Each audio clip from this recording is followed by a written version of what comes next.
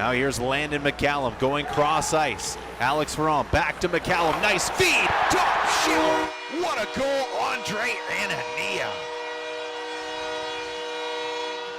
Did not take long for the Sudbury Wolves. And it's going to be gathered up there by Nick Lardis, number 16, gets it away. Lardis looking for it now. Quick movement here. Vilna scores!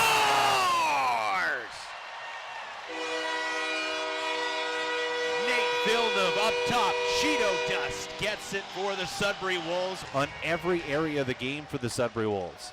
Back to the point to DeAngelis. DeAngelis coming in. Threats and it scores!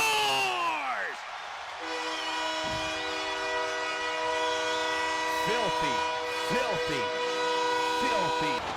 Goaltender out scrambling, cross ice to Anania, and a beautiful find, Andre Anania.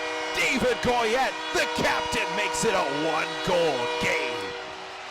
Mon Capitaine, what a fantastic play that was. They score 3 times